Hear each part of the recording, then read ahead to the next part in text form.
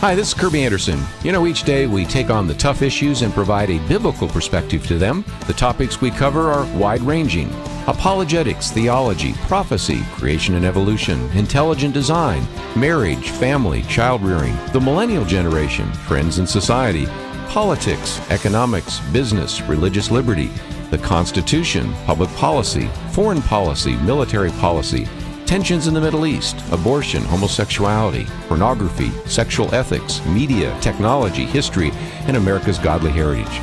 We talk about anything that affects your faith, your family, or your freedom. So don't go anywhere, because Point of View starts right now.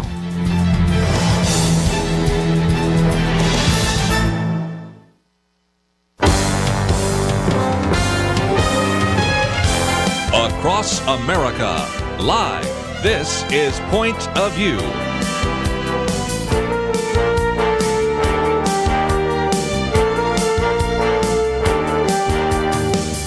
And now, Kerby Anderson. Thank you for joining me. It is our weekend edition, and we have our typical roundtable here. Penna, Dexter, Kelly, Shackelford, going to talk about ISIS. We've yesterday played some of the clips from the comments by the president on Wednesday, but we're going to play one or two more of those along the way and certainly talk about the strategy there. Do we need more boots on the ground? And was George W. Bush right? Those are a couple of the articles we've posted. And we have certainly a lot more to talk about that will really focus on immigration policy and a variety of other topics. But Penna, Dexter, we have a book author in the studio with us today. Isn't this fun? And I have the book right in front of me. It's called Supreme Irony, The True Story of Two Families' Courage and the ACLU's Unintended Opening of Religious Freedom in the Schools. And the book's by Kelly Shackelford, Esquire. I got a copy of it. I'm so happy to have this. I had him sign it today here in the studio. But this book... Well, I feel very privileged because, you know, here on Point of View, we get to interview the authors of books. And so I think it's a great privilege to read the book and then get to talk with the author. Well, I also got to sort of see the genesis of this book because it was Kelly's speech at the Supreme Court last year in which he talked about this very, very pivotal case that was actually won by some liberals, but it's been used as a wonderful foundation for religious liberty in the country. And we'll just let him explain all of that. But the book is Supreme Irony, and it not only contains the description of the Tinker versus Des Moines case, it brings it to the present to help people understand what their rights are.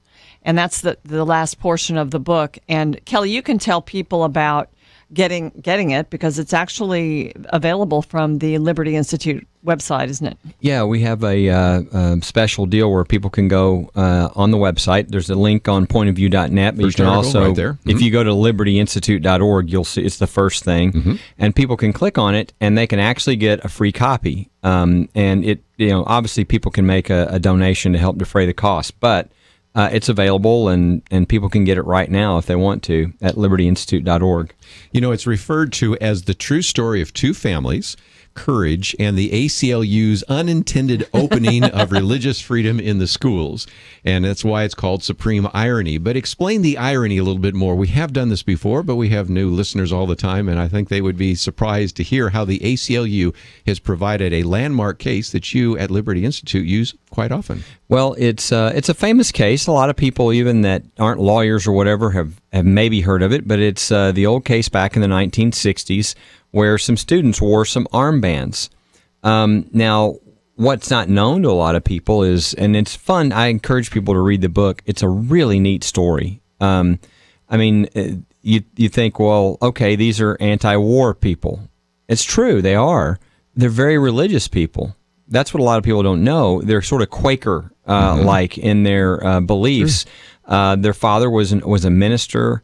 And if you look at their rationale, I mean, they didn't like people dying, right? And so they wanted to protest the war in a way that wasn't disruptive. In fact, it didn't make any noise at all. It just was wearing a little armband, and boy, did it! This little 8th grade girl and high school boy ended up in the U.S. Supreme Court within like 3 years.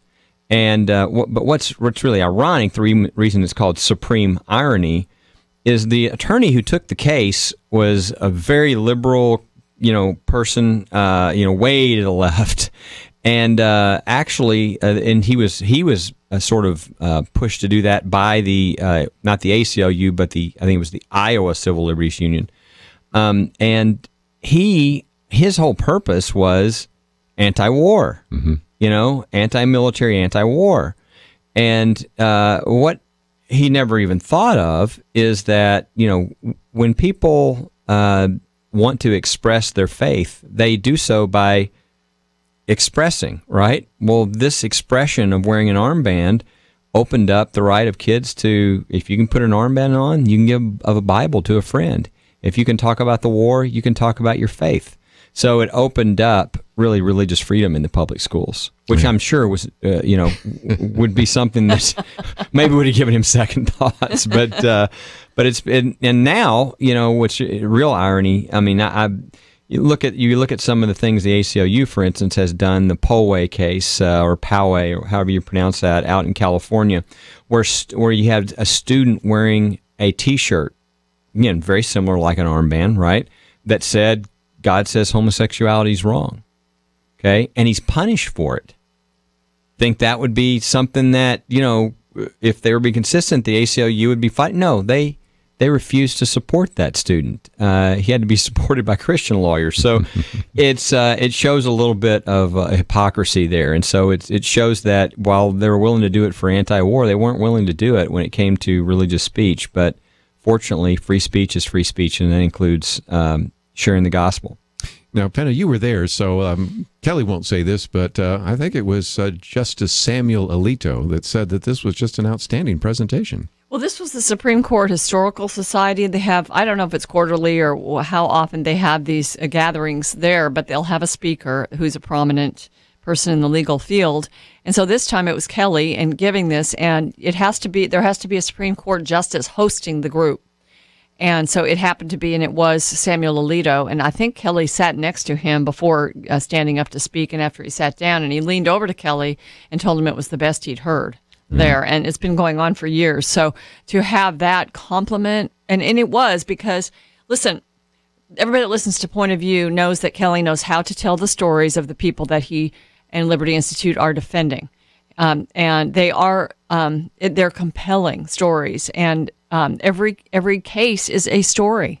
So he told the story so well. And then at the very end, this was just awesome. It's a shock to all of us that the two Tinker brother and sister actually were there in the audience, and they stood up and were greeted by the crowd. And that was a fun surprise.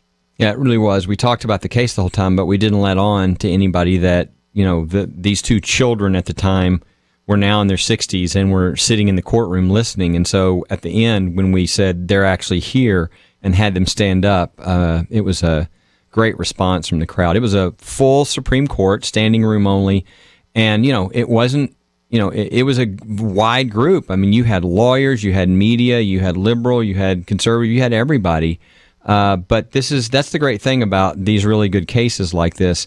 It's something that really everybody should be in favor of. It's about freedom, and it's about freedom that we all want, no matter what perspective that we come from. And so that was really I think, why everybody really enjoyed hearing the story and believed in what happened. Well, again, just before we take a break, let's mention that it is available for free, and they can go to libertyinstitute.org, or we also have the article about the book, which gives you all the information, or we also have, as always, a web link to Liberty Institute. So there are at least 3 different ways to find your way to that. There you go. But you wouldn't turn down a donation, because we certainly, over the last many years, have talked about the importance of supporting groups like yours that are standing for religious liberty.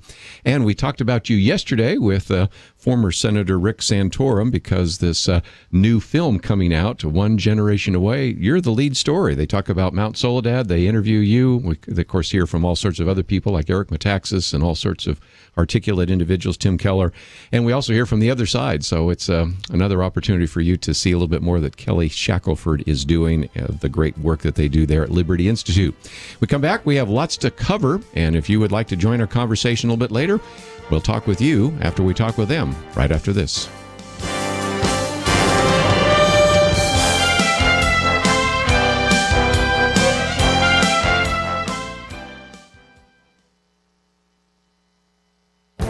The Point of View Commentary with Kerby Anderson. The Affordable Care Act, also known as Obamacare, is creating an incentive for health insurers to find ways to discourage the sickest patients from joining a health insurance policy. In a recent article, Dr. Merrill Matthews explains why this is happening. To understand this, let's look at a normal insurance market. Here, an insurer is able to reject an applicant when an insurable event has already occurred. Dr. Merrill Matthews says we should imagine this hypothetical phone call from a homeowner and an insurance agent. Hey, Joe, you know the homeowner's policy you tried to sell me last week and I refused? Well, my house is on fire, so please send me the application immediately. I think we all know what the insurance agent would say. Insurance is for what might happen in the future. It's not to cover what has happened in the past. If we forced home and property insurers to accept an application from someone whose home was burning, it would distort and probably even ruin the insurance market. This is what Obamacare is doing to the market right now. The Affordable Care Act has a provision for guaranteed issue. It requires health insurers to accept any applicant. It also prohibited health insurers from charging more for a pre-existing medical condition, regardless of how much it cost. Perhaps you can see why there has been an outcry about how the sickest people are being treated. There is a significant financial incentive to health insurers to look for subtle ways to discriminate against the sick. More than 300 patient groups have written to the Department of Health and Human Services claiming that is what is happening. They point to some health insurers that charge extraordinarily high copays for some expensive prescription drugs. These and other tactics are being used to drive sick patients from a particular policy. Obamacare was promoted as a way to help the uninsured and the sickest members of society, but it seems to be creating an incentive to do just the opposite. I'm Kerby Anderson, and that's my point of view.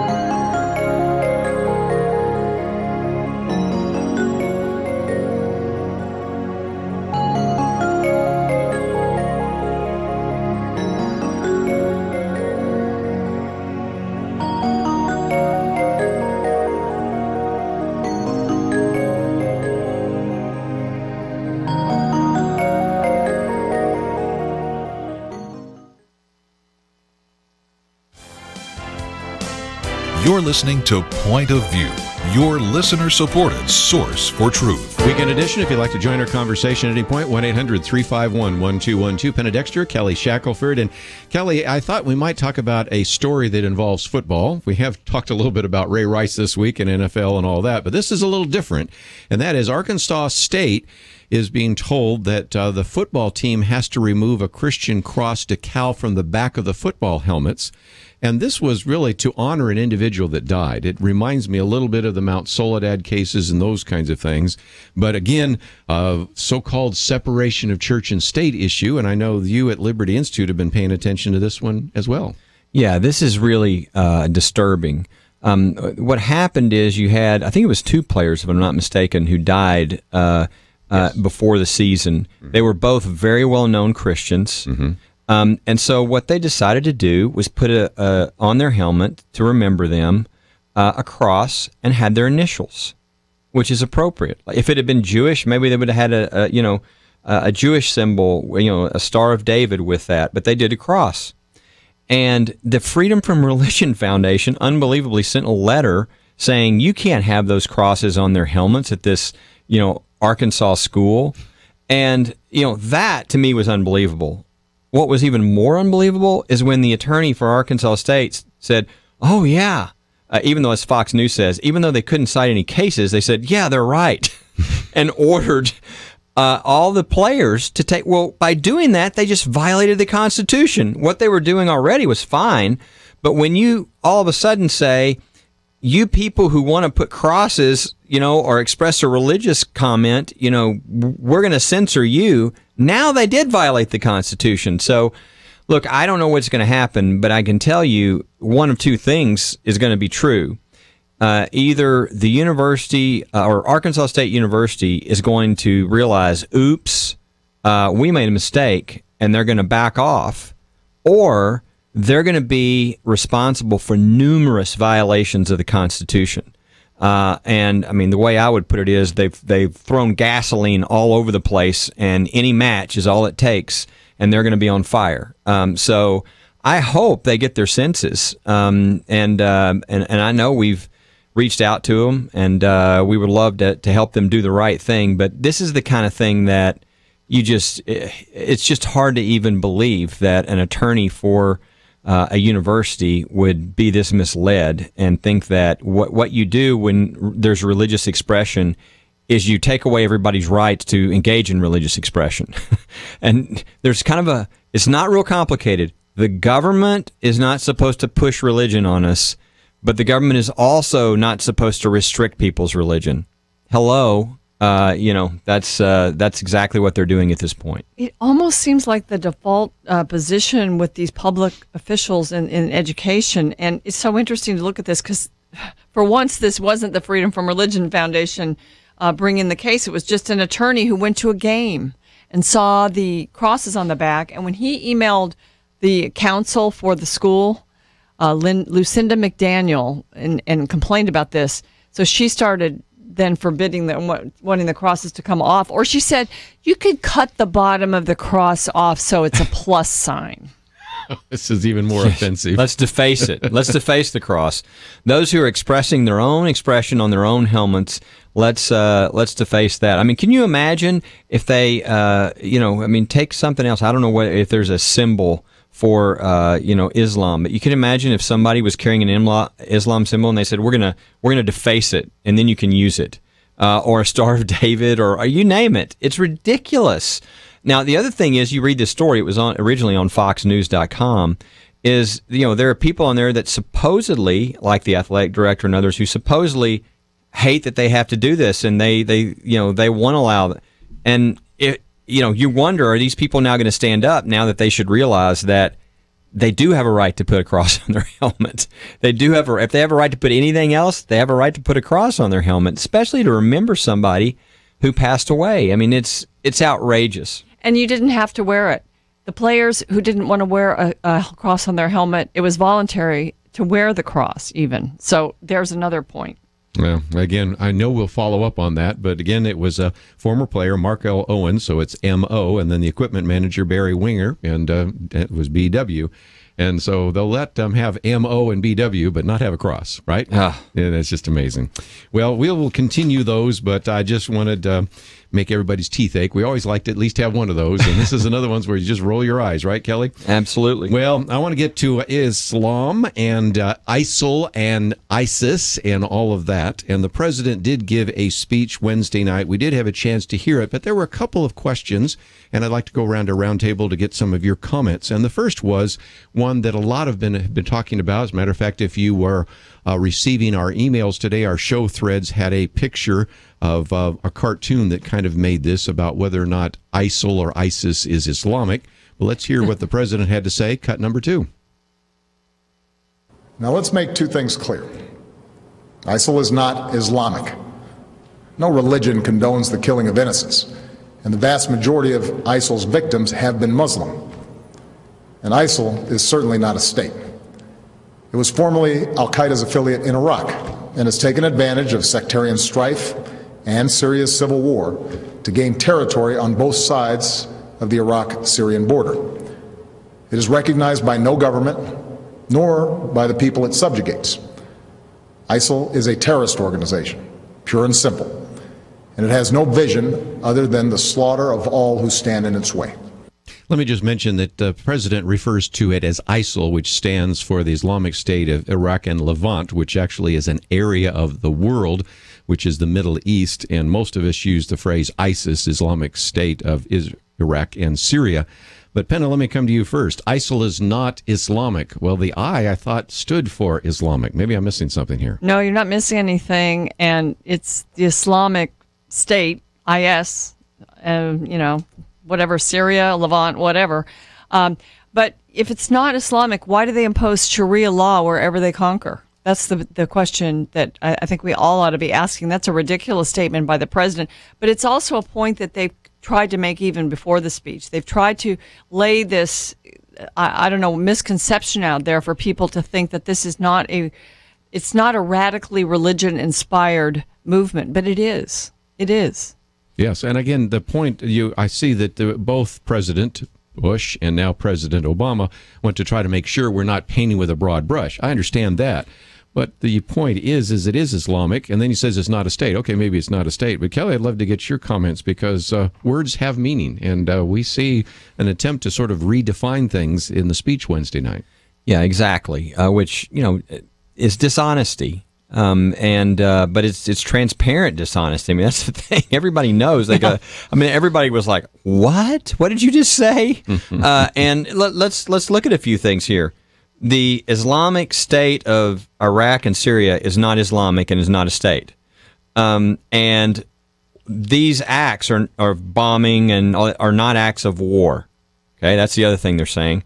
And the guy who killed all of the military individuals in Fort Hood, that was workplace violence. Although he said he wanted to join ISIS. Did you see that? Yeah. But he's join up. It wasn't Islamic. It wasn't Islamic terrorism. It was workplace violence. So I mean, I'm sure we could come up with another 15 of these. But this idea of sort of redefining words, and it reminds me of President Clinton.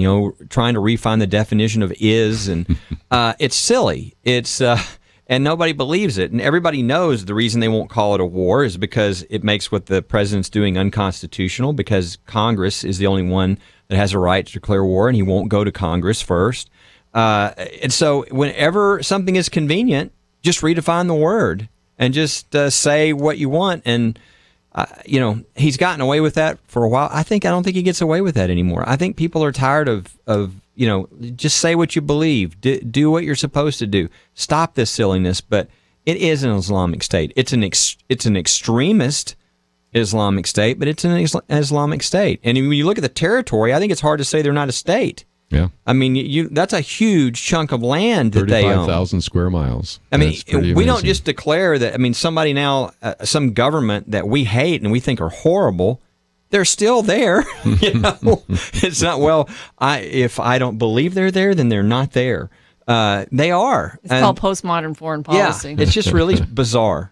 Well, I want to get the rest of your comments after the break because we also have some questions about the strategy that the president put forward. But if you'd like to join our conversation, 1-800-351-1212. Penna Dexter, Kelly Shackelford, and don't forget Kelly's new book out, and it is free. So we've got a lot of great resources here. But one that I wanted to talk about just for a moment is this week we've been talking about the fact that we have our $50,000 Reaching Your Next Generation Matching Challenge coming to the end. So if you have been waiting to the last day or the last few days, this is the time we need to hear from you. That means, again, that your donation to Point of View is matched dollar for dollar. $100 becomes $200. $500 becomes $1,000. And we are short of our goal, but we have that matching challenge, and we certainly do encourage you right now to do what you can to help us out. The website is pointofview.net. You'll see a little button in the middle there. Donate to our $50,000 matching fund today, and we encourage you to do that. If you'd like to talk to someone, 1-800-347-5151 to make your donation, and we certainly would appreciate your financial support. When we come back, we'll continue our conversation, and we'll take some of your phone calls as well. All that coming up right after this. You are listening to Point of View. For materials offered during the program, please write to Point of View, Post Office Box 30. That's Box 30, Dallas, Texas 75221, zip 75221. Or call our toll-free number, 1-800-347-5151. That's 1-800-347-5151. The opinions expressed on Point of View do not necessarily reflect the views of the management or staff of this station.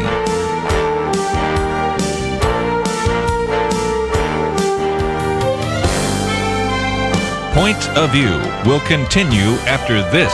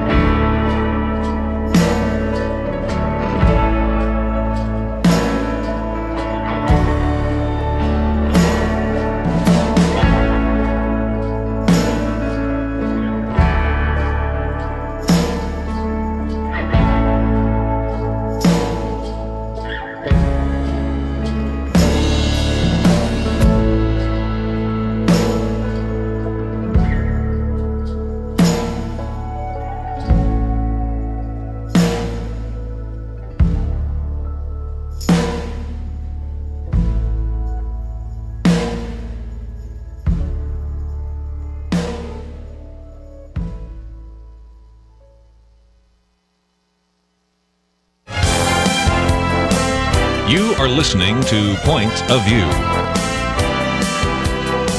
The opinions expressed on Point of View do not necessarily reflect the views of the management or staff of this station. And now, here again is Kerby Anderson. If you'd like to join our conversation, 1-800-351-1212. Some calls coming in, but we'll take your call as well. 1-800-351-1212. Penna, Dexter, Kelly, Shackelford. Just a minute ago, we talked about the president saying that ISIL is not Islamic, and certainly that is one topic I know that you would probably like to address, but let's, if I can, put one more on the table, because the other question, Penna and Kelly, was the issue of the strategy. So again, let's give the president a chance to lay out his strategy. His first point we can find in Cut 6. First, we will conduct a systematic campaign of airstrikes against these terrorists. Working with the Iraqi government, we will expand our efforts beyond protecting our own people and humanitarian missions so that we're hitting ISIL targets as Iraqi forces go on offense. Moreover, I've made it clear that we will hunt down terrorists who threaten our country wherever they are. That means I will not hesitate to take action against ISIL in Syria as well as Iraq. This is a core principle of my presidency. If you threaten America, you will find no safe haven. So first point, airstrikes. Let's take the second point, and then I'll get some comments about his strategy. Second, we will increase our support to forces fighting these terrorists on the ground. In June, I deployed several hundred American service members to Iraq to assess how we can best support Iraqi security forces. Now that those teams have completed their work and Iraq has formed a government, we will send an additional 475 service members to Iraq. As I've said before, these American forces will not have a combat mission. We will not get dragged into another ground war in Iraq. But they are needed to support Iraqi and Kurdish forces with training, intelligence, and equipment. We'll also support Iraq's efforts to stand up National Guard units to help Sunni communities secure their own freedom from ISIL's control. So again, we have airstrikes, we have forces on the ground. The other points were the idea of counterterrorism and then humanitarian aid. I think you get a pretty good idea of some of the things we covered yesterday. Penna, Dexter, let me come to you first. The reaction from some of the individuals that heard the speech by the president. Well, just first of all, as I listen to it, I get the idea that the Iraqi government, which just sort of coalesced this week, is what now we say we can trust. So we can step up our airstrikes. We can work with their military to, combat the threat. So I think we all get that. I'd never heard him articulate a core principle for foreign policy like that before, saying that, wherever these terrorists are, we will, the U.S. is. That's a pretty strong statement, and I love hearing that. And, it's just a matter of, will there be the follow-through on this? And it was very interesting, the comment that was made by Speaker Boehner, because he said a speech is not the same as a strategy. And yes. I think that's what we have to now watch for. And, we need to be, in a sense, nonpartisan about this, because this is our national security. We need to hope that there's a strong show of force, that we could wipe out ISIS and ISIL and, whatever they want to call themselves. We need to hope for that, no matter what side of the political spectrum we're on. But just looking at some of the reactions, it was interesting that even some of the liberals were, just not all that excited about it. For instance, liberals aren't going to be excited about war, number one. That's true. But he was trying to thread the needle to please everyone in the speech. He really was, because of his public opinion numbers. But Chris Matthews from MSNBC, who, of course, has been a great fan of Barack Obama, he said, I didn't hear in there how we're going to encourage the Islamic world to go after ISIS. Because that was the centerpiece of it. That's the second point. Yeah. And, John Kerry in the days since has been out there talking to them, and you read now that they have the states on board, but you don't get very many specifics or what they're going to offer, or how they're going to support it. So, I'm still waiting for the beef. Okay, here's another one from NBC. Richard Engel, the chief foreign correspondent there, he said, the references to Yemen and Somalia as great victories. That can be debunked immediately. That is not the case. They're a mess there, and it's scary, and there could be terrorist attacks launched on our country from there. So to say that we're going to go in the mode of Yemen and Somalia doesn't make us feel a whole lot better. Kelly? The thing that bothers me about about this, and it worries me, is, Barack Obama has a history of not listening to the advice of our military leaders, or we wouldn't be in this, right? They said, don't pull everybody out. Of course, George Bush said the same thing and predicted what would happen. You posted that article there. George Bush was right, going all the way back to when he said that. And so what worries me is there's no way for us to know whether what he's proposing right now is what, our generals said we should do, or whether that's decided what he should do because of political reasons. And that and it's a shame that we're in that situation because he can't be trusted at this point. But because I don't know what the best strategy is. I'm not a military expert. I would love to know what what our our generals, our leaders of all of our armed forces have to say. But I mean, they can't really come out in public and say that. Because I'm as reticent as anybody to send American troops on the ground there, but at the same time, I don't think the airstrikes is going to work alone. There's going to have to be more than that. So I don't know, and I would like to be able to. I would trust our Army, our Navy, our Air Force, Marines. I would trust them, but I don't know if this is what we're getting, or we're getting the same president who. I think with incredible arrogance, wouldn't listen to what they said when they said, do not pull all of our troops out of here when we leave. And which is why we have ISIS. So I hope he's listening, and I hope that whatever he's doing is what they suggested, whether he's telling us all of it or not. But to me, that would make me feel the most comfortable, and I'm just not going to know that. Yeah. On Monday, I even had the piece that we talked about around here before, that ISIS may be more dangerous than Al-Qaeda. And I was just quoting from an article and added a few other points that were there. And that's important, that I think the president might have to inject with a future speech how much more significant this is. Back to your point, Penna, Yemen and Somalia, I mean, these were ragtag forces, and they're not exactly left in the best of position. We're talking about perhaps the most well-funded and certainly one of the most aggressive terrorist organizations in the history of the world that occupies an enormous amount of space, like Kelly was talking about. I don't think you just ignore that issue. You don't. And usually what works is just to use strong force and wipe them out. And, we didn't do it earlier, so we may need boots on the ground eventually to follow up on the airstrikes and the allies and things. We may need it. He said, he basically said we won't do that, but we will have to see on that, and I also hope and pray that's not necessary. But to communicate that will never happen, I don't think is really a wise way of conducting foreign policy either. But it was political, because the left side of the country looks at a speech like that and they're pretty upset with it. So they need that assurance in there, and the president put it in. You mentioned that you put up on the website George W. Bush was right, and that's what happened with him, because he decided to go against a lot of advisors and public opinion in 2007 and allow a surge of troops, and in committing, himself, his presidency and everything else to that in Iraq.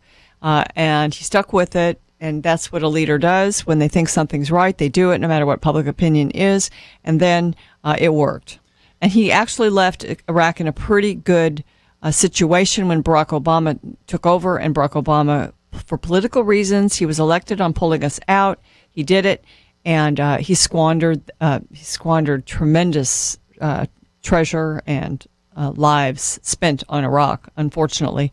And now, just as George W. Bush said, we're having to go back and confront an enemy that's even worse. Let me just mention that article is on our website. You might want to read it, maybe even post it on your Facebook page. It's written by Mark Thiessen, who's been on this program with us before, has worked, of course, in the Bush administration and in the Washington Post. And just as kind of a reminder that we can learn a lesson from history, and it's a sad lesson. That is, pull your troops out. Sooner or later, the bad guys come back in. Yeah, that statement has been sort of, carried around. I mean, I've seen it on TV. I've seen it on, and if people haven't seen it, they need to see it. It really does nail. I mean, it really is incredible how what he said is exactly what's happened. Now, I want to point something out, though. It's not. I don't think that's because George W. Bush was a brilliant, military strategist. I think he had really good people that he was listening to, and he was taking different sides. Some people offered different strategies, but he listened. And that's what worries me. We already have examples of that where Barack Obama did not listen. He went against the wishes of our commanders. And so, I think, looking back to what Bush said, and it makes a lot of sense, and it's exactly what happened. But I can, guarantee you that came from Petraeus and others who Odierno and Petraeus. And that's how he got that information. And that it's crucial for our leader to respect that and to listen, to make good decisions on their own, but to really take that information in. Look for those articles on our website, pointofview.net. And if you'd like to join us, 1-800-351-1212. We'll start taking calls right after these important messages.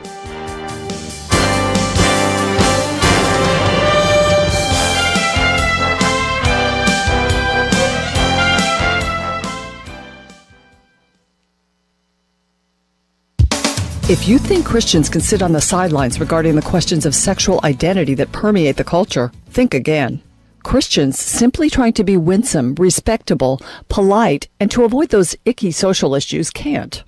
Oh yes, you can be a Christian anywhere in America, but if you are the wrong kind of Christian, which means you live your beliefs, you will face persecution.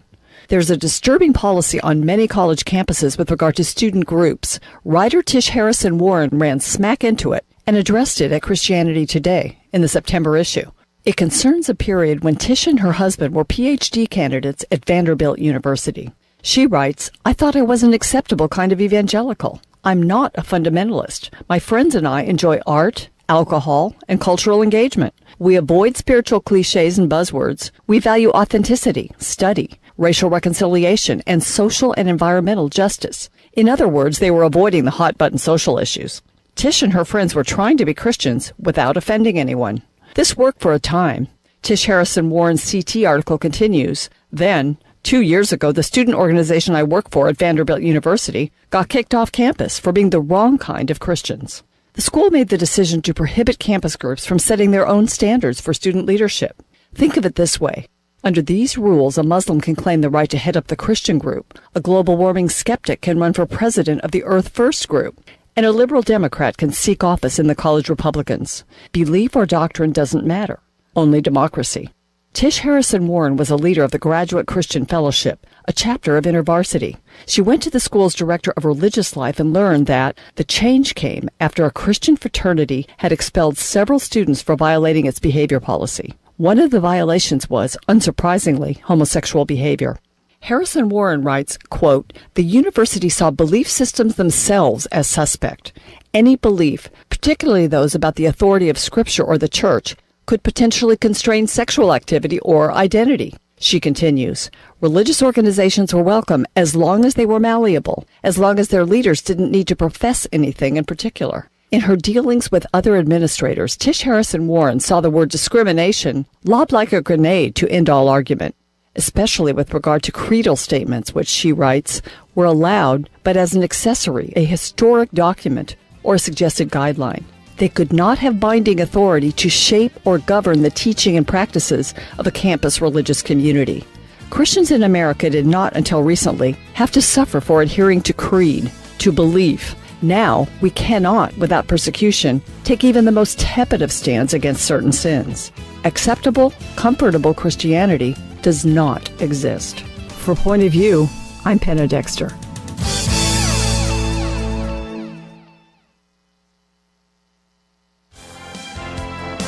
Now, back to Point of View, your listener-supported source for truth. Weekend edition, Penna Dexter, Kelly Shackelford, and let's go to some phone calls. Joshua in Arkansas, thank you for joining us today. Your comments about the president's speech. Yeah, go ahead. Thanks for having me on. I did one of the last comments you made before the break was that George Bush surrounded himself by really good people. That's why Reagan was such a good president, in my opinion. I agree. But what tipped the scale for him was that he did have people like Kissinger around him as well. Casper Weinberger. Yeah, go ahead. Right, exactly. And you talk about pulling the troops out. That creates a vacuum that is going to be filled by somebody. You know, and when we have statements from our commander-in-chief like "no boots on the ground," that's like fighting a forest fire with a grenade or with a super soaker or a water gun. Yep.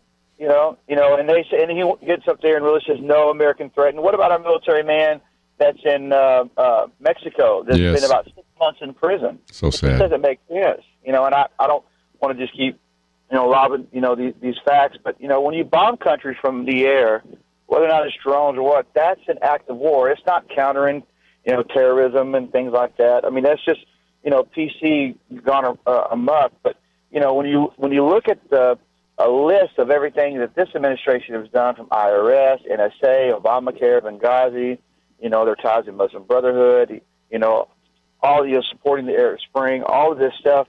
I mean, they've been telegraphing their moves all along that is one of the most liberal presidents ever.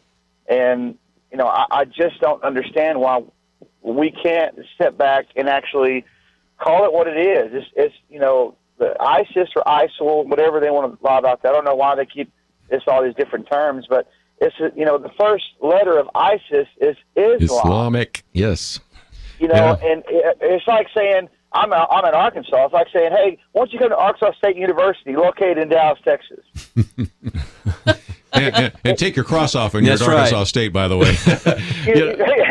Longhorns and Razorbacks. But I mean, I'm silly, but that's like saying, okay, ISIS is not really Islam, and to say that ISIS or Islams and Muslims are a peaceful religion. If you've ever read the Quran, it's not. Sharia law is, it's so different than what Americans think. But Americans in itself, we're so caught up in getting the new iPhone.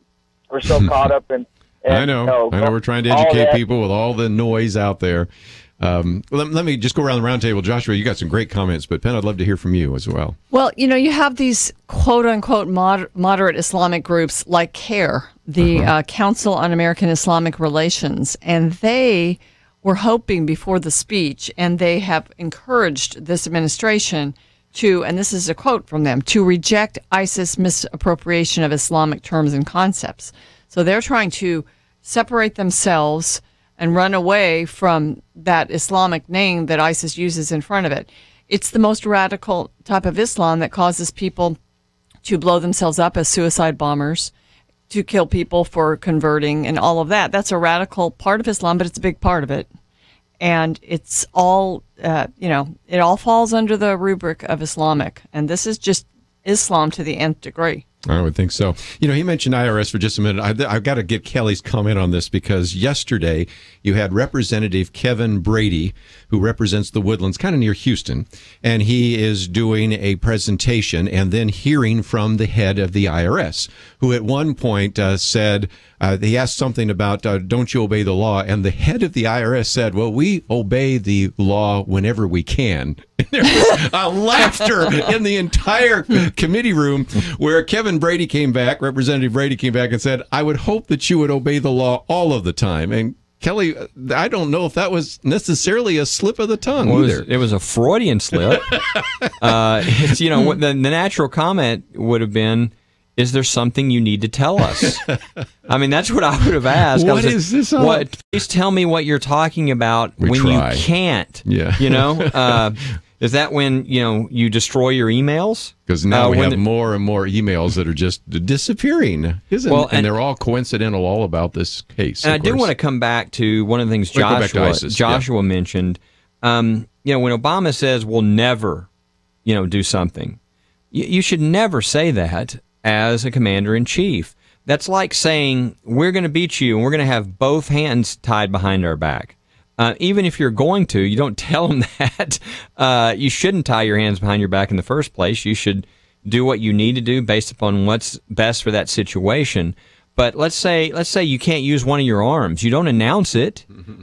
So this is really, this is kind of like, yes, when are you pulling out? Well, here's the date that we're pulling out, so that the enemy can just, okay, we can wait that long. We'll just reconstitute. Well, you don't do that. And this is what, unfortunately, he's done over and over again with these kinds of announcements. And then the funny thing is when he says, I don't know what his exact words were, but they were very clear this has been clear that this has always been my foreign policy, that we will go after terrorists wherever they're from. I'm like, that was George Bush who said that. It wasn't you. He's never said this is like the clear thing of his foreign policy.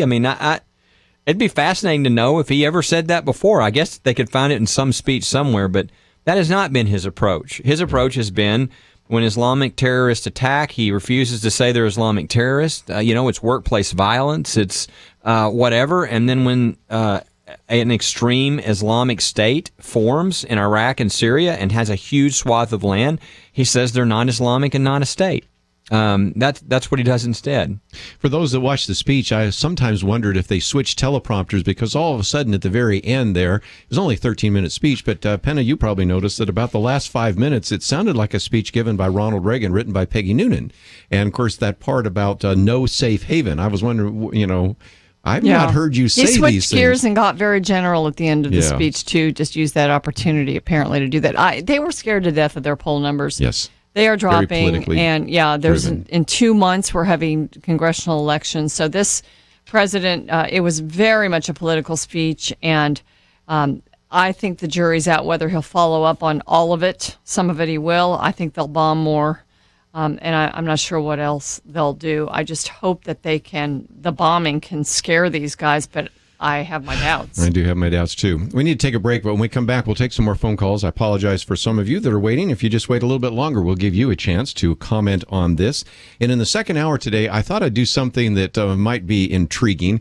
There is maybe never been a time, but certainly rarely been a time where we've played something by Bill Maher on this program that we agree with. And you're going to maybe mark your calendar today that we are going to talk about the fact that when he was on the Charlie Rose show the other night, he made some very common sense statements about Islam that I think fit in very much with some of the conversation we're going to have in this second hour, and how significant Muslim influence is, not only in ISIS, but in Boko Haram and Islamic Jihad and Hamas and Hezbollah and on and on and on. So we're going to play that as well, and we'll take some more of your phone calls.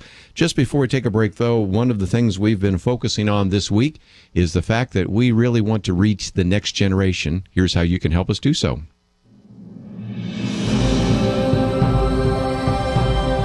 It's 2 minutes long. God greatly used Point of View to reach the last generation with biblical truth, and now he's reaching a new generation through radio and internet technology. The Point of View podcast now has 30,000 downloads each month, 1,000 a day, and the live audio stream has 11,000 streams a month, a third of those from nations around the globe. Now, even though it's still very new, the video live cast of Point of View already has almost 3,000 views in just the last month. And soon you're going to see even more ways that Point of View is using the internet to reach the next generation of listeners and viewers. Exciting things are happening at Point of View, but there is still much that needs to be done. Now, to reach the millennial generation, we have to expand our online presence even further. Please partner with Point of View today.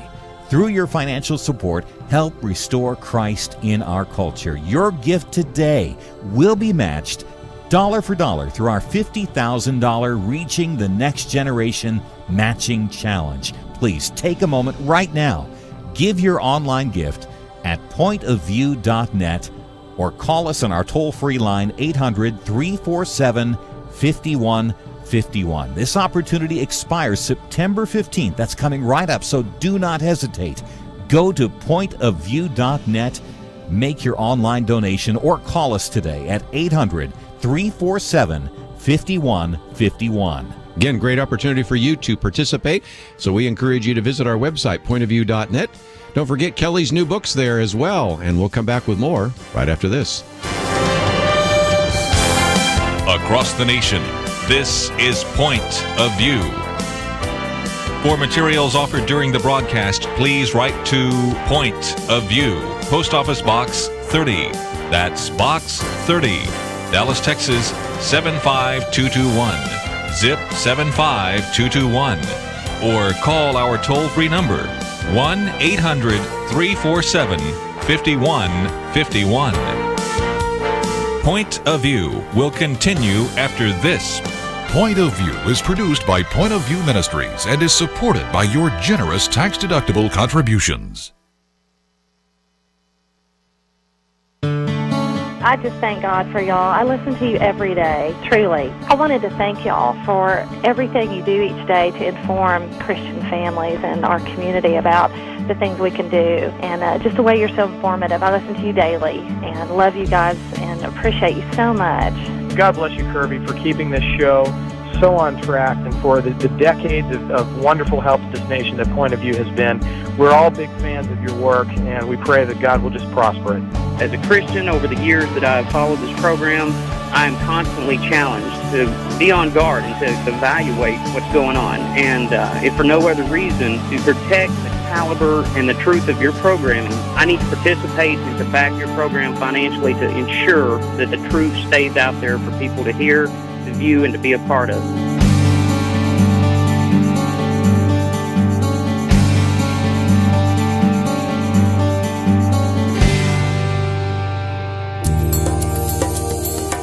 This is Point of View Radio.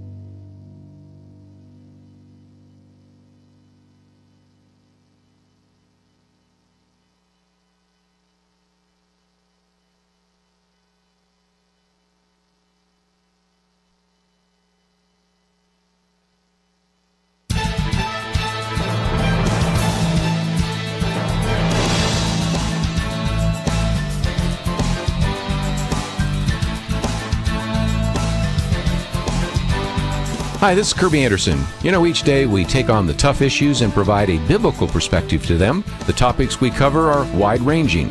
Apologetics, theology, prophecy, creation and evolution, intelligent design, marriage, family, child-rearing, the millennial generation, trends in society, politics, economics, business, religious liberty, the Constitution, public policy, foreign policy, military policy, tensions in the Middle East, abortion, homosexuality, pornography, sexual ethics, media, technology, history, and America's godly heritage.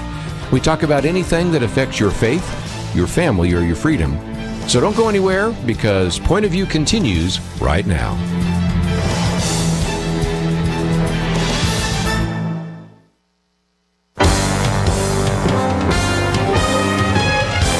Across America, live, this is Point of View.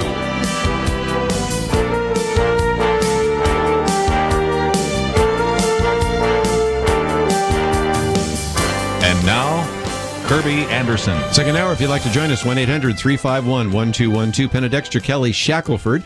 And as we've said before, it's very rare that we play something by Bill Maher on this program. And he was on Charlie Rose's program, and he did say the obligatory things about how religion is irrational and all those kinds of things. And then Charlie Rose assured him that he doesn't believe in religion either. Okay, we'll get past that, because in the midst of this, had some very poignant things to say, because Charlie Rose is kind of the idea that, well, all religions are violent, all religions have extremists, and Bill Maher was going to have none of it. So for just a minute, let's play some of this, and then we have some comments, because Bill Maher on the Charlie Rose Show, this comes from PBS, had some very powerful and I think incisive things to say about maybe the difference of those who are actually believers in Islam. I think liberals should stop booing me for pointing out that Islam is not like other religions, that is a unique threat, and that but it's not Islam you're against. Howard Dean on TV the other day, and he said something along the order of, he said, the people in ISIS are, I said, I'm about as Islamic as they are. You know, distancing the vast numbers of Islamic people around the world from it. That's just not true. It is true. It is not true, Charlie. There is a connecting tissue between... you mean, you know, behind every Muslim is a future member of some radical... Let me finish. I thought I was doing that. There are illiberal beliefs that are held by vast numbers of Muslim people that I don't think... Vast number of Christians, too. No, that's not true. Not true. Vast numbers of Christians do not believe that if you leave the Christian religion, you should be killed for it.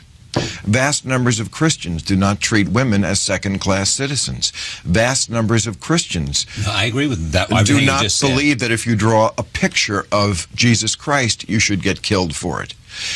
So yes, does ISIS do Khmer Rouge-like activities where they just kill people indiscriminately who aren't just like them? Yes. And would most Muslim people in the world do that or condone that? No. But most Muslim people in the world do condone violence just for what you think. They do. First of all, they say it. They shout it from the... Vast majorities of Muslims Absolutely. say that? There's a Pew poll of Egypt done a few years ago. 82%, I think it was, said stoning is the appropriate punishment for adultery. Over 80% thought death was the appropriate punishment for leaving the Muslim religion. I'm sure you know these things. I know. Well, I do. So to claim that this religion is like other religions is just naive and plain wrong. It is not like other religions. The New York Times pointed out in an op-ed a couple of weeks ago that in Saudi Arabia, just since August 4th, I think it was, they have beheaded 19 people. Most for non-violent crimes, including homosexuality. Those that didn't got the hands off the thief. Right. Okay. So we're upset that ISIS is beheading people, which we should be upset about. But Saudi Arabia does it, and they're our good friends because they have oil. Right. Okay? But they do it too. This is the center of the religion. In Mecca, where infidels, non-Muslims, are not even allowed in the holy parts of the city. I mean, right there, we don't have that example in other religions. Okay, they do behead people. Now, if they were beheading people in Vatican City, which is the equivalent of Mecca, don't you think there'd be a bigger outcry about it? So this is the soft bigotry of low expectations that we have with Muslim people.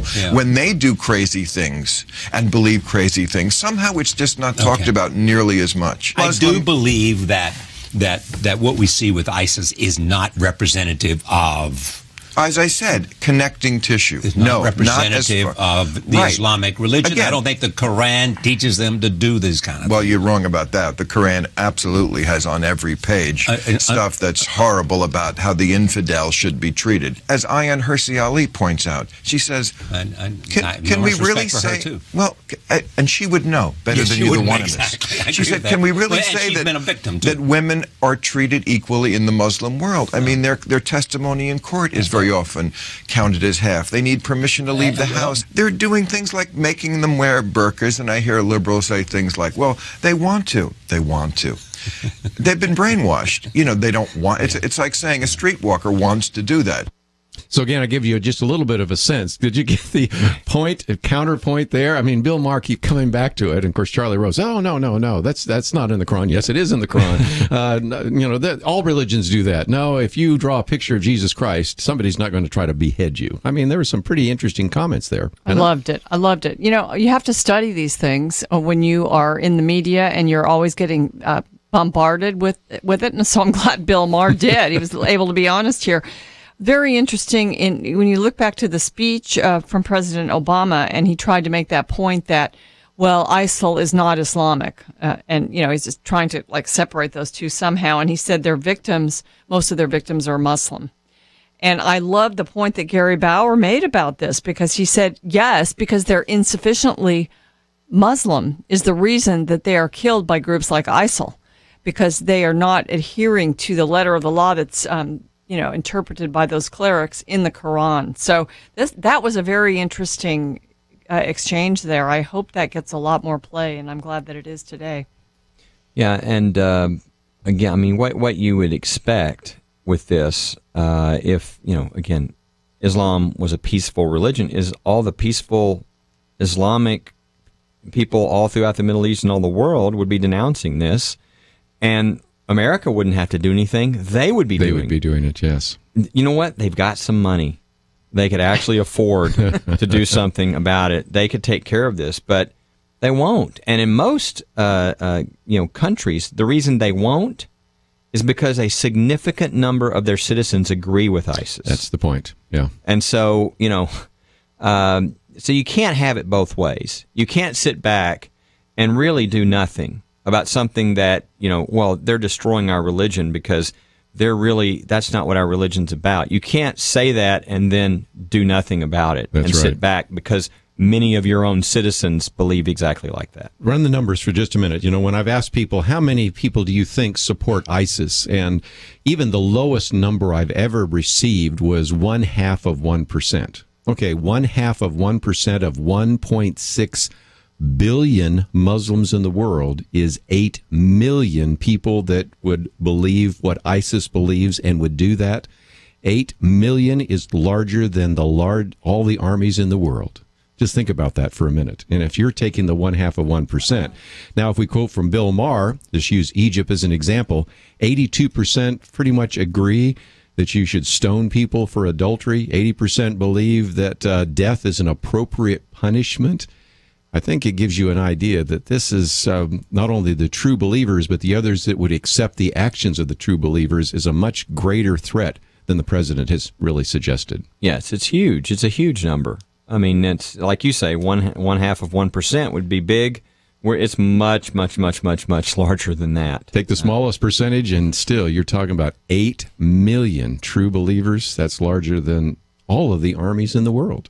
And we are supposed to say that a bombing mission is going to be sufficient. I think we have to obviously win the hearts and minds those individuals, but also I think we have to pay attention to some of these issues.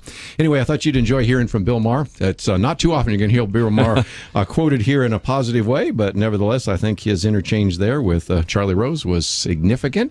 Let's take a break. We'll come back and love to get your comments on some of the things we've put on the table. 1-800-351-1212. We'll be back right after this.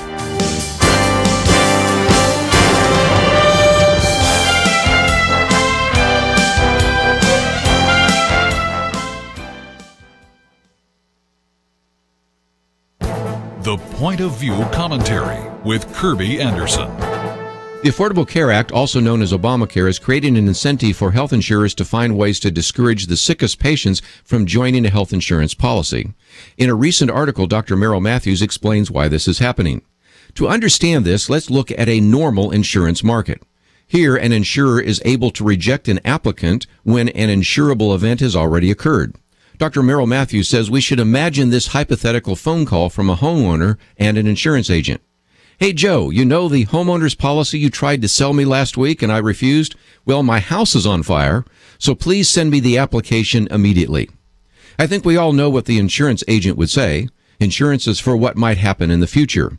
It's not to cover what has happened in the past. If we forced home and property insurers to accept an application from someone whose home was burning, it would distort and probably even ruin the insurance market. This is what Obamacare is doing to the market right now.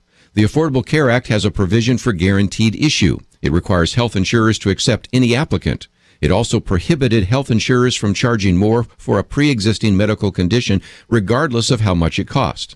Perhaps you can see why there has been an outcry about how the sickest people are being treated.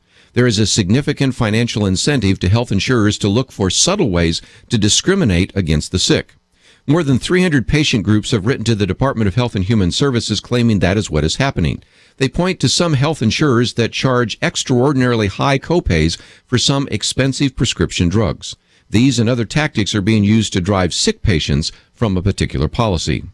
Obamacare was promoted as a way to help the uninsured and the sickest members of society, but it seems to be creating an incentive to do just the opposite. I'm Kerby Anderson, and that's my point of view.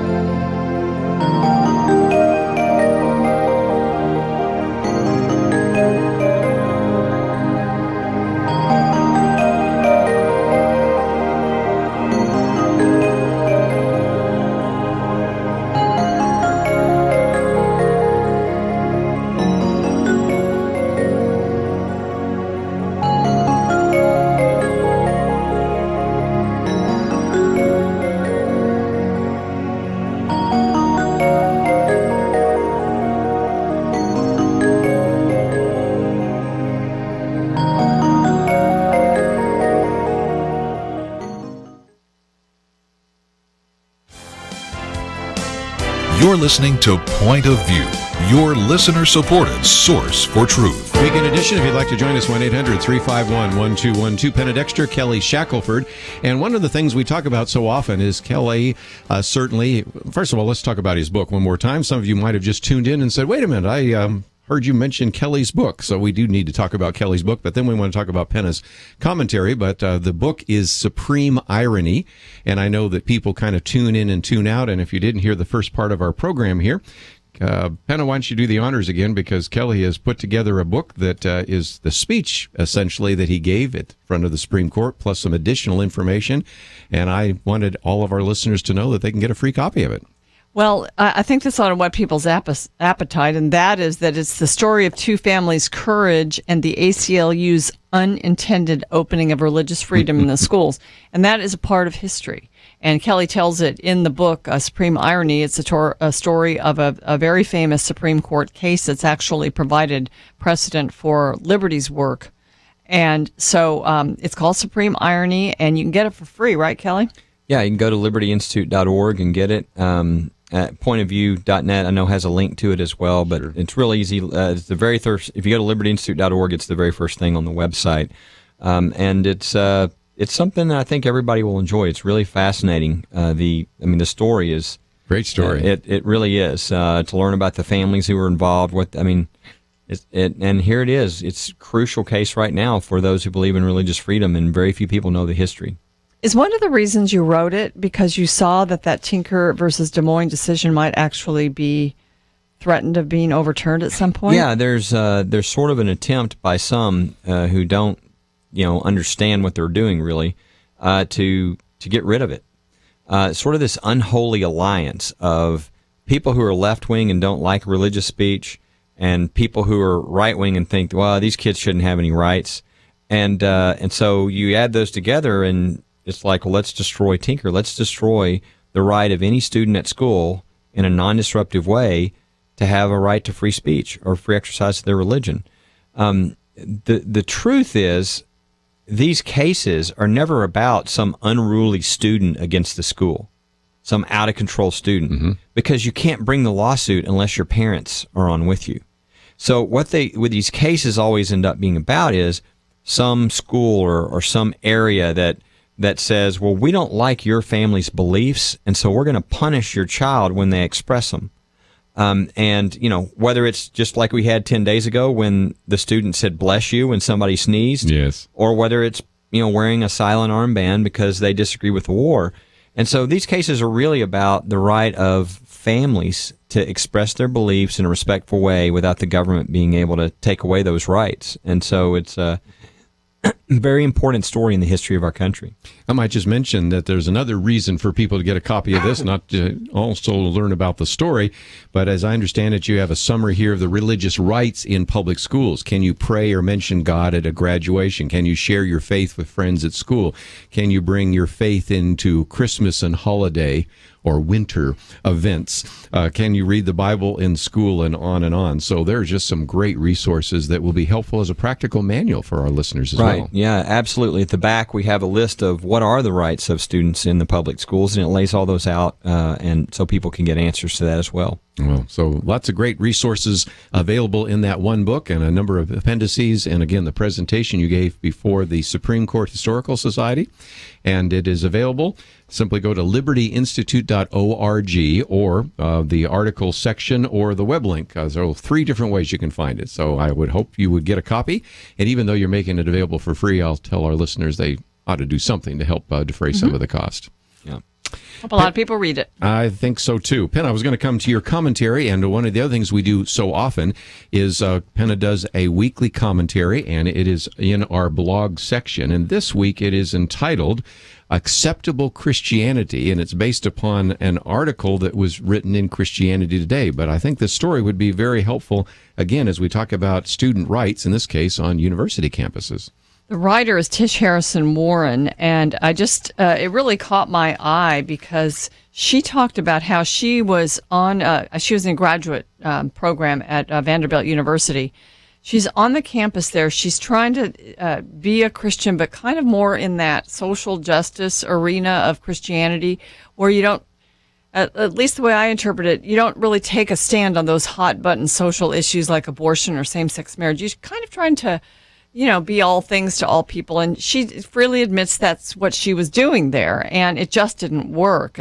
She wasn't able to be to portray herself or have that persona as a quote-unquote acceptable Christian. And what happened was she was a leader of the InterVarsity group there at Vanderbilt, and they had a policy that allowed anybody to join these groups, but the InterVarsity group did not want you to be able to be a leader if you did not hold to the Christian faith. And there was a whole issue about a gay person being thrown out of a fraternity that sort of precipitated that. But Tish Harrison Warren realized very quickly in her affiliation with InterVarsity that she was the wrong kind of Christian. That just because she wanted to hold to certain biblical views, she realized, okay, when push comes to shove, I have to stand with those views. But that was not acceptable on the college campus. You could not require your leaders to be Christians or to hold to the biblical view of sexuality. And so she very, very articulately wrote this article for Christianity Today, which I tried to quote from and summarize. And I think she makes the point that we are going to be persecuted now. We are living in a culture now. The atmosphere is such that if you are a Christian, if you refuse to violate your biblical beliefs, you will face this persecution. You will not be able to live this comfortable Christianity. That's where we are. Yeah. And Kelly, this was, again, always troubling because we've talked about this before. Could the students for Democrats have Republicans in them? Could an environmental group have a global warming skeptic in there? Or in this case, could somebody who is an atheist be the leader in InterVarsity? I think we all know what the answer to that should be. Yeah, it's ridiculous. clubs, this is sort of where the freedom of association comes from, which is most people don't even know what that right is, yet it's probably one of the most important rights in a free society. That is the right for, let's say, 3 people even, to come together around a common belief, whatever that belief is. Well, you know what? If you can't define the belief, it kind of destroys the purpose for your group. I mean, if you can do this, and look at what Vandy's doing to these kids, that would be like saying to the Baptist church that you can't require that your pastor be Baptist. And, or the Catholic Church, you can't require that your priest be Catholic. I mean, everybody would go, what? That's the dumbest thing I've ever heard. But they're only doing this to Christians. They don't tell the homosexual groups that, you can only, you've got to have people who aren't homosexual, or they don't tell the NAACP group that you have to allow white supremacists to lead your organization. I mean, of course they don't. It's ridiculous. What Vandy is doing, what Vanderbilt is doing, is religious bigotry. Just clear and simple. And they've run a number of the Christian groups off campus. And the thing that I'm shocked by is, I would have hoped that there were some big alumni and big donors to Vandy who would have said, my money is gone until this discriminatory, I will not support a religiously bigoted university. And I think that would change. But that's the only way to do it, because it's a private university. We've had a lot of emails come to Liberty Institute saying, will you do something about the Vanderbilt? It's like, they're a private university. The Constitution doesn't, constrain them. So, the way to change that is, since they're private, the people who run that, the people who give the money for that, the alumni, they should be the ones that care about what's happening to their university and what's happening to these Christian groups. Yeah, speaking of irony, don't you see the irony? Because Vanderbilt, because it is a private institution, has a freedom of association, and they have the freedom to decide what rules they would use. So the rules they've decided say that you can't have freedom of association in the clubs. Do you not see some of the irony there? It's beautiful. Yeah. It's, we respect their right to freedom of association, but they don't respect anybody else's. It's pretty hypocritical. Just before I take a break, Penna, there's more to come, because you and I have both originally lived in California, and the California State University system now has the same policy, do they not? Yeah, and even Michael Berry at Liberty Institute fought that at Ohio State. Mm-hmm. So it's all over. It's not just at Vanderbilt. So folks, watch out. And yeah, in California, InterVarsity is off campus in every California State University. And if this is so good for the state of California, for universities, then why couldn't they just tell churches that they have to follow this fair policy? That's where we go if we're not careful. I mean, now your church is being told. Now, and people think, how many times have you said, that'll never happen? And most of those things are coming to fruition. But this is wrong, and we should, if we don't stop it and cut it off at the knees, that's exactly what it will do. Sounds like another chapter in your book on religious hostility that you and Tony Perkins put together, right? Absolutely. Okay. Well, one book we did mention is Kelly's new book, and it's Supreme Irony. But if you'd like some more information, you can find that on our website today. And also, if you would like to read Penna's commentary, by the way, we will play it again as we do at the break, this break, but the next one, Acceptable Christianity. You can go to our blog section and read anything that she has written or that I have written, and we would certainly encourage you to take that. Hit that share button. Maybe put it on your Facebook page. It will generate some conversation. Last half hour here, we'll open up the phones to give you a chance to join our conversation. We have some other issues we can put on the table, but we'd love to hear what you have to say. An open line, 1-800-351-1212. Don't forget, we still have our matching fund on the table, and we need to hear from you. All that coming up right after this. You are listening to Point of View. For materials offered during the program, please write to Point of View, Post Office Box 30. That's Box 30, Dallas, Texas 75221, zip 75221. Or call our toll-free number, 1-800-347-5151. That's 1-800-347-5151. The opinions expressed on Point of View do not necessarily reflect the views of the management or staff of this station.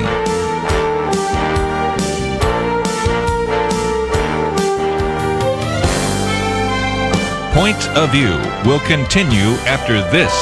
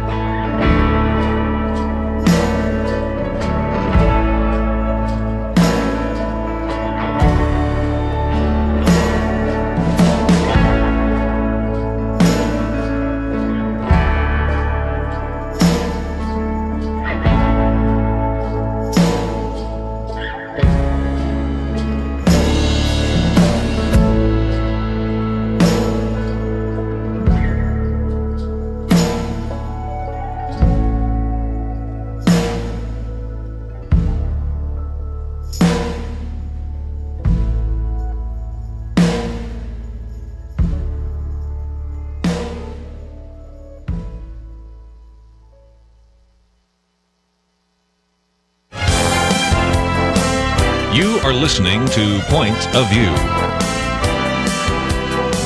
The opinions expressed on Point of View do not necessarily reflect the views of the management or staff of this station. And now, here again is Kerby Anderson. Final half hour, if you'd like to join us, 1-800-351-1212. Penna Dexter, Kelly Shackelford.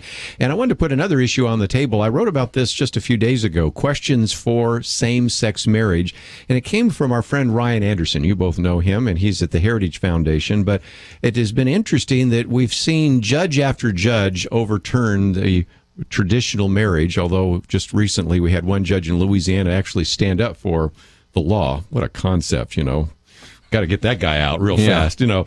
But nevertheless, one of the things I pointed out is when you have an open forum and there's an opportunity to have give and take. Ryan Anderson, for example, who's with the Heritage Foundation, one of the co-authors of the book, What is Marriage?, was asked a question at Stanford University, and this YouTube video you can watch as well. And the audience member was saying, why should I, as a gay man, be denied the same right to file a joint tax return with my potential husband that a straight couple has? Okay, that's the question. Well, Ryan Anderson just returns with a question and said, can you explain on what principle you would extend marriage to a same-sex couple, but not to a same-sex throuple or a quartet? And we talked about this recently with John Stone Street and Sean McDowell. And the questioner was really unable to answer that question. Of course, there's some other questions as well. How would you define marriage in the first place? And how would you justify that?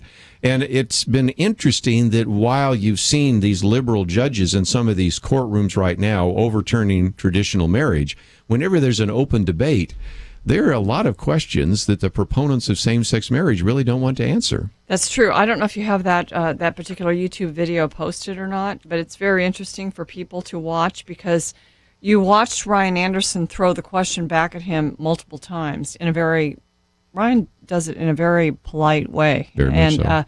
And at the very end, though, because the guy, all he did was bring his emotion back and his civil rights back. Try to continue that line of questioning, but he didn't make his argument. And so at the end, at the very end, he waited until the end. Ryan just said, well, marriage is what marriage is. It's defined as the union between one man and one woman. That's what marriage is. So you cannot claim it because that's what it is. You cannot redefine it. But he didn't start out with that.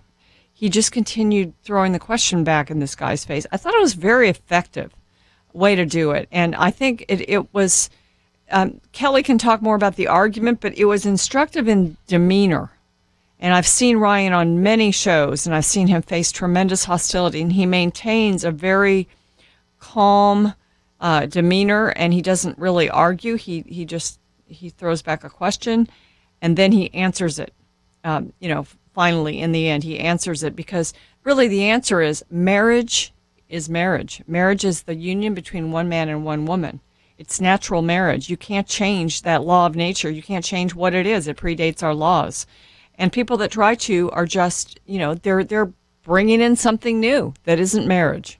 Yes, and Kelly, I was just thinking that if these kinds of questions were asked the next time the Supreme Court has to deal with this, these are legitimate questions. Okay, if you want to redefine marriage, what's your new definition? If you want to say that marriage is only between two men and two women, why not a throuple or a quartet or whatever you want to call that? Those are very good questions. And the fact that you don't have answers show that this is all driven by, well, I want my rights, and I really don't care what happens, and I don't even care what the definition is. And those are questions that even if an individual isn't thinking about, it seems that judges and legislators do need to think about. Well, they have to, because polygamy is the next. I mean, it's obvious. Actually, polygamy has more aspects of marriage than two men or two women. Marriage why does the state care about marriage? Why should they care? Well, number one, because they want future citizens. That helps their state. And one man and one woman create that. Not every time, but in general. That's how all the people who are created are created. So you've got that for the beginning. And then number two, having a mom and a dad for every child. That's something the state wants. If you're missing a mom or a dad, that there are going to be increased problems. And the idea of actually bringing the sexes together is a very good thing. So the state has reasons that it wants to do, that it wants to encourage marriage. Now, when you start changing the definitions, those things don't apply. And really, polygamy would produce children, would provide male and female role models for the child. I mean, so you're automatically, almost when you accept gay so-called marriage, you're kind of accepting polygamy. And we've already seen lawsuits going there and saying that.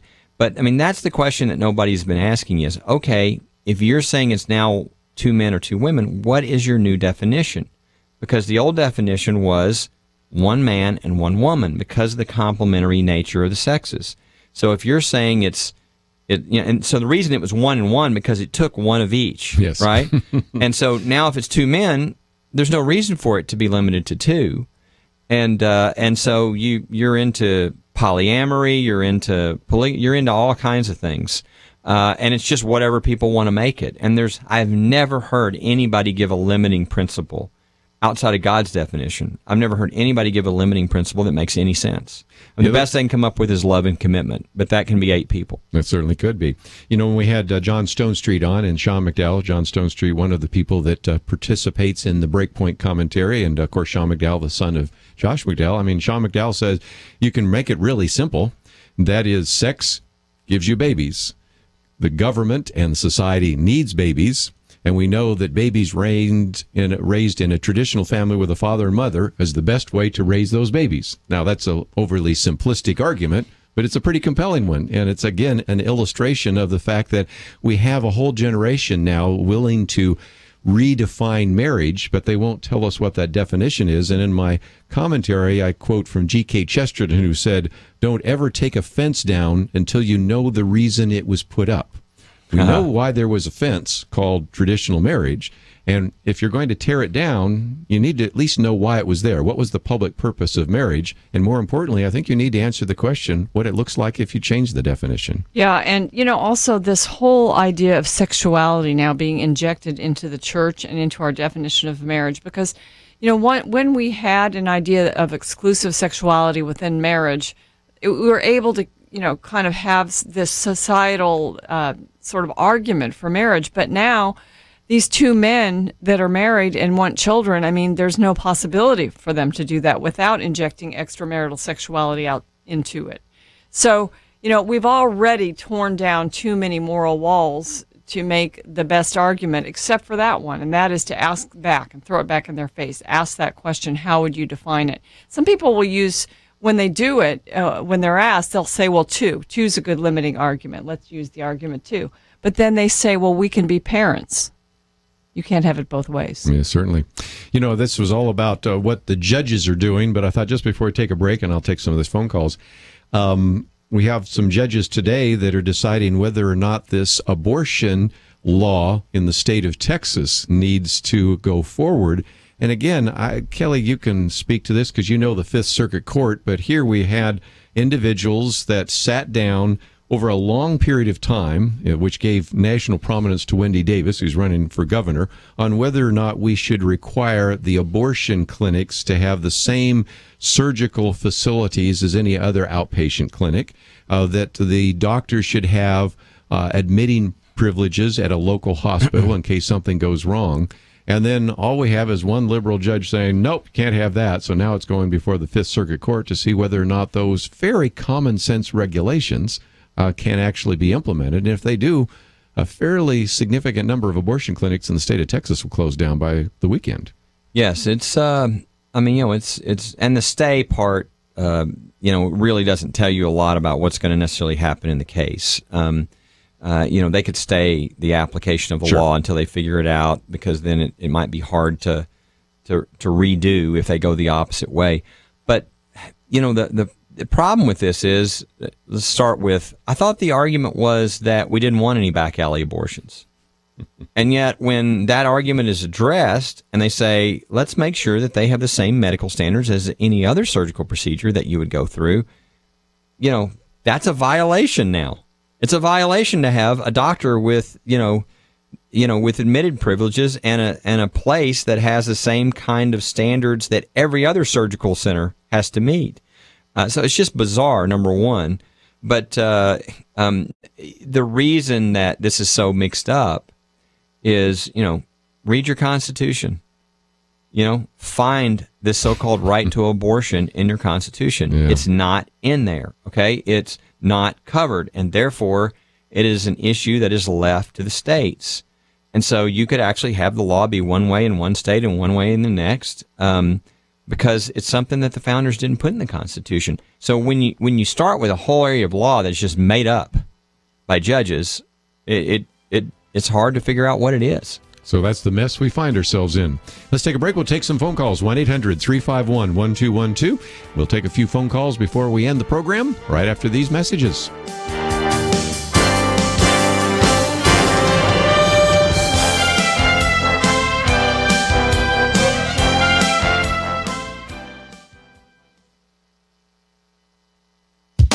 If you think Christians can sit on the sidelines regarding the questions of sexual identity that permeate the culture, think again.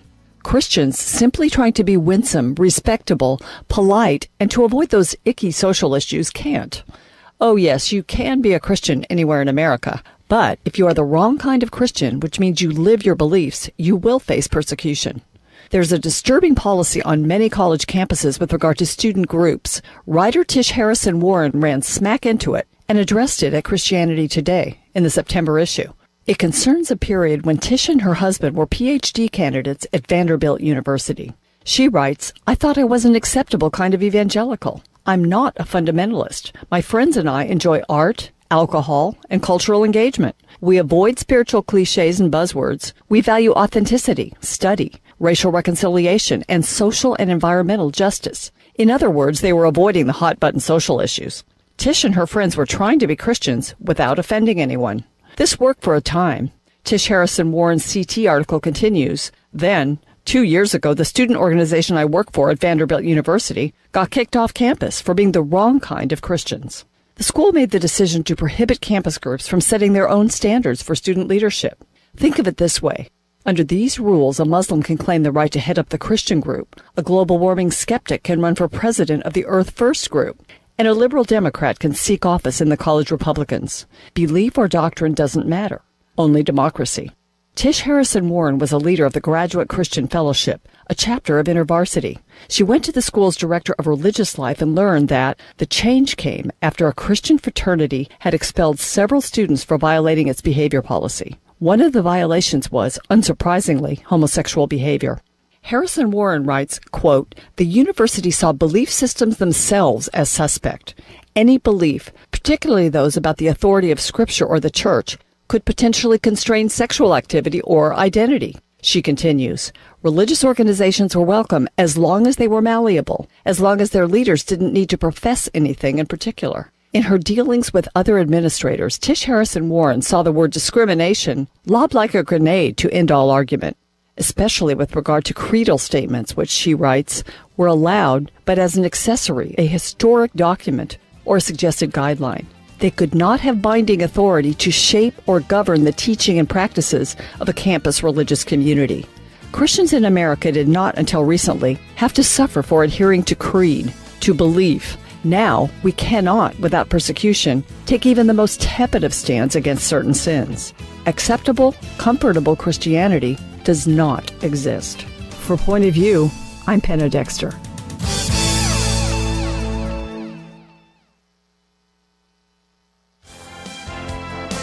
Now, back to Point of View, your listener-supported source for truth. Penna Dexter, Kelly Shackelford, Weekend Edition. Let's go back to the phones. Jacob in Georgia, what would you like to share with us today, Jacob? My question is about bestiality, and since marriage has been redefined as two individuals who love each other irregardless of sex, and the original teaching on it was, about bestiality and homosexuality. Two men with man will suffer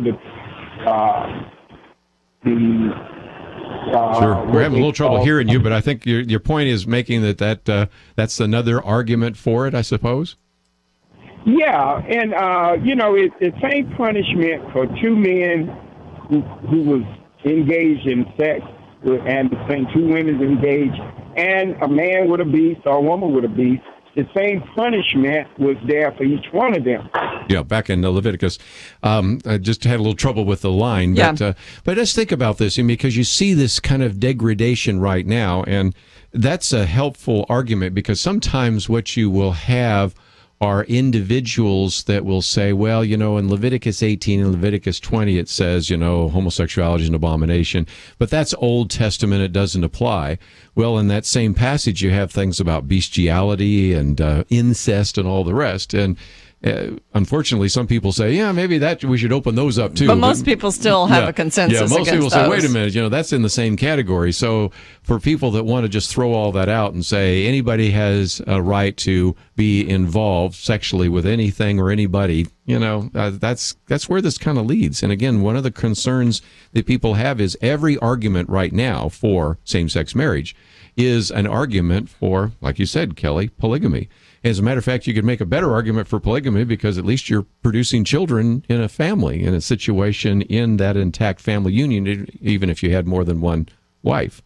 So that's where I think we come back to, what's your definition for all of this? I'd like to hear somebody come up with one, because it's an important question that is not being addressed by many of these judges, Kelly, that are constantly finding that the traditional definition of marriage is somehow unconstitutional.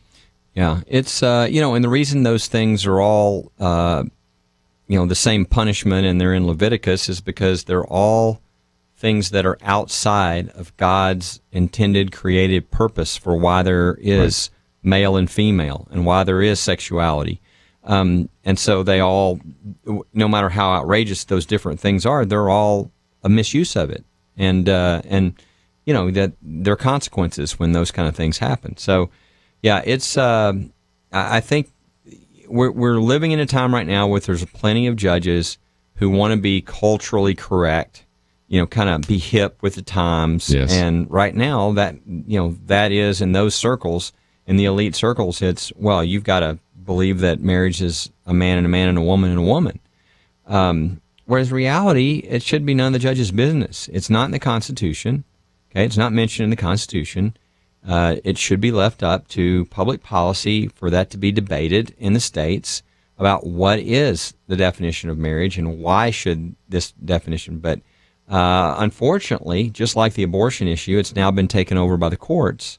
And you now have judges who are not elected and who don't have the benefit of, debate back and forth and being able to sit down and analyze it and having to compromise and figure out what the policy is. They're just, out of whole cloth making their own policy. Yeah. And that's not the way we want things done in this country. It's not the way it should be done. It makes me, here at the end of the program, it's perhaps a good way to wrap up, in a sense, to talk about how thankful we are as believers to have been given that gift of faith and God's wisdom and his wisdom. And he's so wise in the way he planned the universe and the way he planned for procreation to happen and the way he created marriage. And it's something that he created. And so, we can see that wise plan. And I think in most of the world, we've taken it as a given. We've taken it for granted. And, in our lifetimes, in all three of our lifetimes and most of our listeners, we've seen the rug pulled out from under it. Mm-hmm. We've seen the Christian consensus in the country. Probably numerically, it's still there, but in the higher decision-making levels, it's evaporating. I'm hoping and praying, because we do still have a constitution, and sometimes it matters who's in office to help us adhere to it, whether that person reveres it or not. So perhaps the elections will make a difference in that. Perhaps we can save the situation to some degree, but I don't know if we can. But as believers, so that's why I encourage everyone listening to stay involved and active, and to speak the truth. And, if we don't do that as Christians and we just sit back and let it all happen, then we're to blame. Let me take an action point, and that is we started the program by talking about Kelly's book, and this is a great action item. I know many of our listeners would love to read it, and it's called Supreme Irony. And you got a peace symbol on the front, not because you're advocating that, but that was the idea behind those individuals that brought the case called Tinker versus Des Moines all the way to the Supreme Court.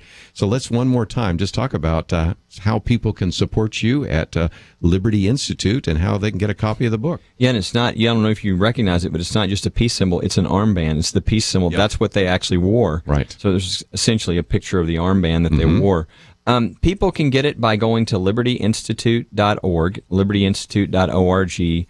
Easy to click on there and say you'd like a copy of it. And I would encourage people to get it. It's not only the book, which is a really great story about a real case in America and why it's consequential, but then the last part is a listing of the rights of students, for instance, in public schools. And, do they have a right to share their faith? Do they have a right to have a Bible? Do they, all those different things that are laid out to make that clear. Well, again, just a great opportunity for you to participate. Go to Liberty Institute. We also have the Religious Rights Kit, the Student Rights, Religious Rights Kit, and that's linked there as well. But free book, and I would encourage you to support this ministry, and we just need to support more of you that are standing in the gap. So, Kelly, just been great to partner with you all these times. And I might mention next week we got David Limbaugh on his new book, and we got Merrill Matthews talking about various issues. And as you support Point of View, you're supporting not only the radio program, but all the other things that we have been doing, the Livecast. Certainly, we now have a YouTube channel. You're going to be seeing some of the videos next week. We're going to be talking about, we have a new web page. But just before we end this week, wanted to one more time remind you that you can do quite a bit to help us reach the next generation. God is doing some exciting things at Point of View. In just the next few weeks, Point of View will launch a new online video series aimed at reaching the millennial generation. You're also going to see the launch of our new website, our election microsite providing resources for the November election. We've got the recently launched video livecast growing very rapidly, thousands of views every month. Using internet technology, Point of View is reaching a wider audience than ever before, but there is still much that needs to be done. Tremendous opportunities to expand the reach of the ministry and touch even more lives with biblical truth. Your financial support for Point of View impacts the lives of people across this nation and literally around the world. And today, your gift will have double the impact. That's right, double, through our $50,000 Reaching the Next Generation Matching Challenge. Your gift today to help restore Christ in our culture will be doubled dollar for dollar up to $50,000. So please, take a moment right now, go online and make your gift at pointofview.net or call us on our toll-free line 800-347-5151. This opportunity expires September 15th. That's coming right up, so please don't hesitate. Go to pointofview.net, make your online donation, or call us today, 800-347-5151. Certainly want to thank those of you that have been involved in helping us, but if you have never given before, can this maybe be your first gift? It's a way in which your gift of $100 becomes $200, your gift of $200 becomes $400. You can find out more by going to the website pointofview.net. Click on that button that says donate our $50,000 matching fund today. You'll also find out more about Kelly Shackelford's new book. We have information about what has been happening over in the Middle East, and even an article we didn't talk about today about Ted Cruz and his reaction in a conference where he participated. All of it available at the website, pointofview.net. So again, go to our website. We look forward to that opportunity. Have a great weekend. We'll see you back here on Monday. You have been listening to Point of View. For materials offered on the program, please write to Point of View, Post Office Box 30. That's Box 30, Dallas, Texas 75221. Zip 75221. Or call our toll-free number 1-800-347-5151. That's 1-800-347-5151. Point of View is produced by Point of View Ministries and is supported by your generous tax-deductible contributions.